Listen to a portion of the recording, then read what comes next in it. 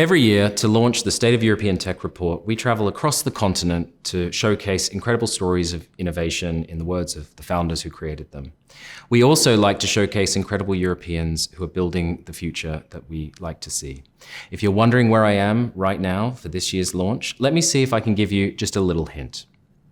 ChatGPT. What is the State of European Tech Report? The Atomico State of European Tech Report reveals several key insights. There are 166,000 tech startups, indicating a robust ecosystem. Funding is reaching more diverse countries, and there's a decentralized talent pool. Ladies and gentlemen, please welcome OpenAI CTO Mira Murati. Mira, thank you so much for being here with us this year, for this year's launch. Thank you for having me. I want to start, obviously, for anyone who's been living under a rock for the past 12 months, you're the CTO of OpenAI, and you lead the team that built ChatGPT. This, for a lot of people, I think, feels like an absolutely generational shift, one of those very big shifts in technology. I wonder if you could just take me back. Were you surprised at all by the reaction to the launch of ChatGPT? Well, when we launched ChatGPT, we were actually all very much focused on GPT-4. That was the most advanced model that we had at the time, and the entire team was focused on developing it, figuring out how we'd make it safe and actually deploy it. Mm-hmm. And we were just discovering it, and we were so excited about GPT-4. So we weren't really thinking so much about ChatGPT at the time. We were looking for a way to gather data from researchers and get feedback and figure out how to make GPT-4 more reliable, safer, more aligned. Mm-hmm. So we thought it would be great to release ChatGPT as a low-key research preview. And of course, it was anything but low-key. And we found out, just the next morning that we had 100,000 people that had tried ChatGPT. And so at that point, we realized, okay, this thing went viral. And we ran out of GPU capacity that we had planned for. So we had to rethink what we were doing. And alongside us, everyone else in the industry, obviously, realized that something totally different was happening and something had shifted. And I think, at that moment we realized, okay, this is probably the inflection point for how we're interacting with these AI systems. Because, more than anything, ChatGPT showed us that people just loved to interact with these AI systems when we put it in front of people in this different form factor. Because the capabilities were kind of already there, and we had already showed them through the API. But this dialogue system, this interface that's very natural and easy to use, just how the two of us are talking right now. Yep. Made it very easy for people to grasp the capabilities and see what AI is about. And I mean, it's been quite incredible. I think, congratulations on building what I believe is now the fastest growing consumer internet application of all time. For the people who may not be familiar with your story, you obviously, live and work here in the US. We're in these beautiful offices here in San Francisco. But of course, you're born and raised in Albania, in Europe. Can you tell me a little bit about your upbringing and how that shaped your interest in technology and perhaps specifically, designing and building things?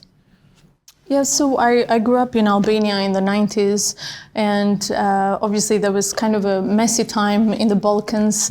But when reality seems messy, there is also, at least in my case, there was also this inner sense of possibility and having this inner sense of freedom. And there was, for me, the way that showed up was very much in education and pursuing knowledge. And I was very interested in math and eventually in physics as well. But my interest in math and physics and science in general started from a very early age. And then eventually I went on to pursue engineering, studied engineering and math later in college, and went to work in aerospace and automotive. So I really just loved the idea of making things and building things and not stopping at the theory of things, but really figuring out how to bring the science into the real world and how to bring that knowledge into the real world. I wonder if I could read a quote, something that you said, actually. You said, we're at an inflection point when we're redefining how we interact with digital information, to the point where we're now collaborating with AI, and actually many different types of AI with different competencies. What most excites you about the potential of generative AI? Often people will ask me about the capabilities of the models. What are the most exciting capabilities? And while these models are quite capable, and we've seen it in many ways, people use ChatGPT in their work, they use it for fun, for coding, for creative things, and now especially that we've integrated all tools like DALL-E and so on, we see people use it for a lot of things. But I think perhaps the most special thing about ChatGPT is that it actually is teaching people how to collaborate with AI. Yeah. It's really teaching us how to use it. And I think that's quite powerful because it's really bringing AI into the public consciousness, and we're seeing the effect that that's having more broadly, in bringing it top of mind to governments and civil society and everyone really in society that needs to be thinking about this and figuring out, okay, how do we ensure that we have the public and technical infrastructure for these advancements to actually be good and beneficial for us. But, I think the actual concept of AI systems as collaborators or as tools that help us and enhance us is not particularly new, because we as humans have always had this concept of having human helpers and, enhancing our capabilities, our innate capabilities. And so I think AI systems just happen to be the next frontier of that, enhancing our curiosity and creativity, intelligence, and really pushing our collective intelligence. And what we use that for is kind of, up to us. It's really unbounded. I am particularly excited for how we apply this to education, because you can imagine that, if we have the ability to sort of learn in ways that are custom to us, it can really push the bounds of our imagination and intelligence and what we can do, the impact that we can have in the real world. I'm also very excited for how this is going to be used in medicine. Now we're just starting to see, very early signs of how it's going to be used in medicine through perhaps diagnostics. But I think really there is immense potential here. And I'm really looking forward to how it's going to advance science and medicine, thinking about things like new materials and education as well, of course. Yeah, I want to pick up on a couple of things that you said there. I mean, you mentioned medicine. So one of the companies that we actually interviewed for this is a company in London called Chiron Medical, and their AI is for breast cancer diagnosis. It's been proven to detect 13% more cancers. And Sarah, who's their chief strategy officer, said something very interesting, which is, she said, the promise of AI is not tomorrow, it's today. Our product, Mia, can save women's lives today. I wonder if you have seen, other opportunities like Chiron for Europe to produce meaningful companies in AI. We work with a ton of companies that are using our models through the API. I think medicine is really very much in the early days, but we're seeing a ton of other applications, like, for example, Spotify.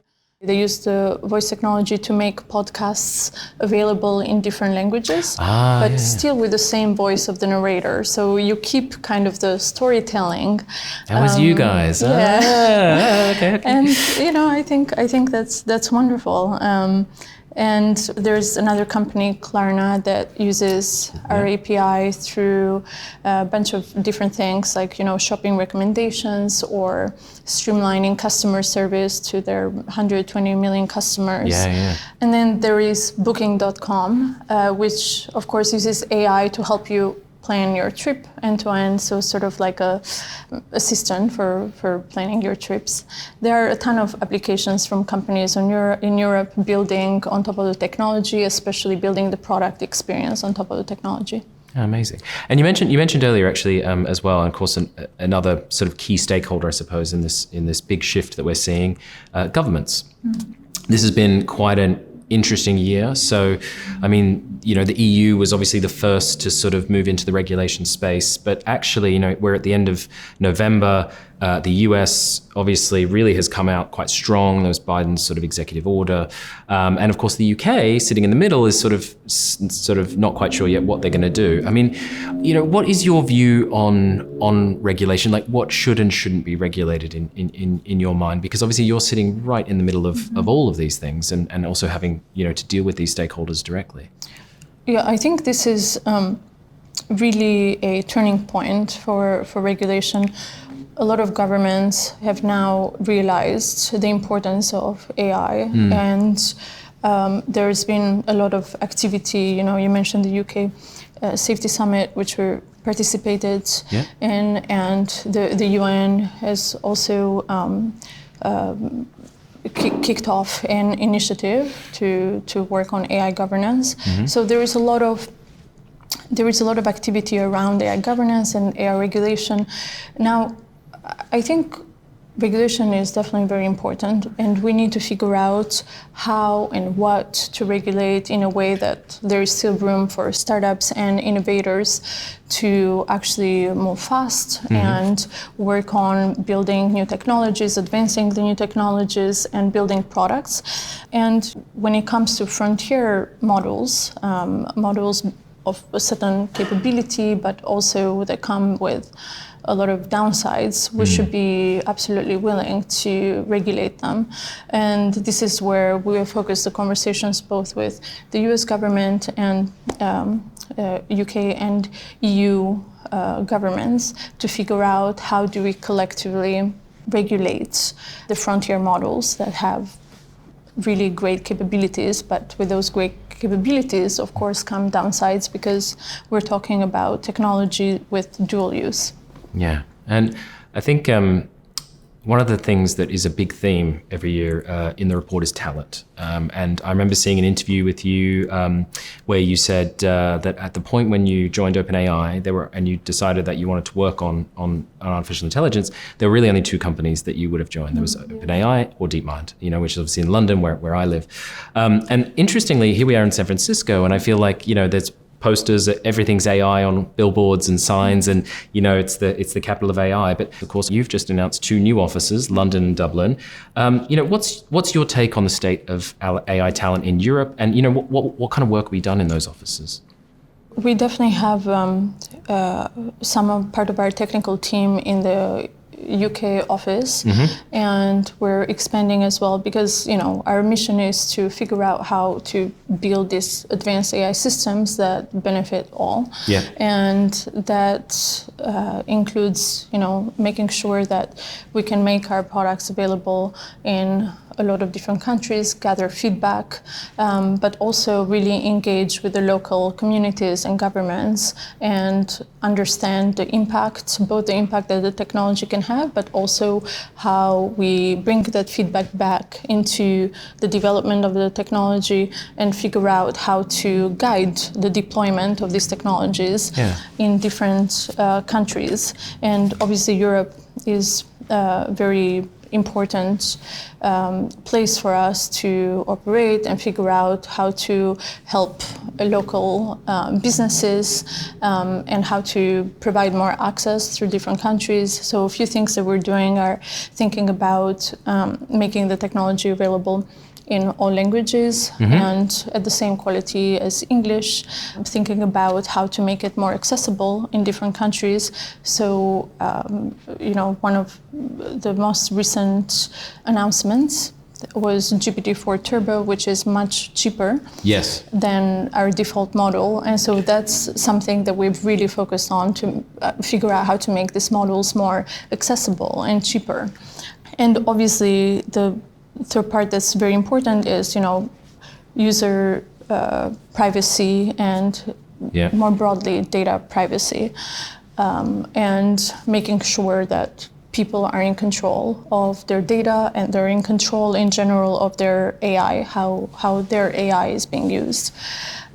So having a presence in European continent, but also more broadly in other spaces in the world is very important and will probably expand in the coming year. So we can start figuring out how to deploy these technologies more broadly and do so in a way that takes into account and consideration input from local businesses and governments. So maybe we'll be having this chat in a year's time in our office in London. This is. I mean, I want to pick up on something you just said there, which about ChatGPT Turbo and cost. And I think it's quite an interesting sort of area. Obviously, OpenAI CEO Sam Altman has sort of suggested, it's one of my favorite lines, that OpenAI might end up being one of the most capital-intensive startups in Silicon Valley history. But you've addressed this, as you've just said, and just now with ChatGPT Turbo. But I mean, how did you manage that, and why is it so important? We're constantly figuring out how to optimize these systems, how to make them easy to use, cheaper, faster.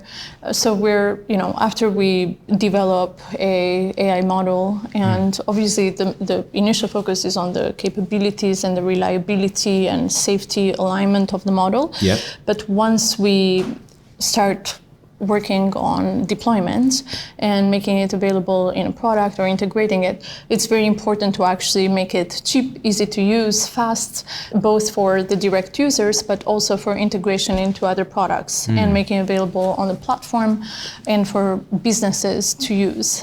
Because, who doesn't want an AI system that's reliable and fast and cheap to integrate into other products?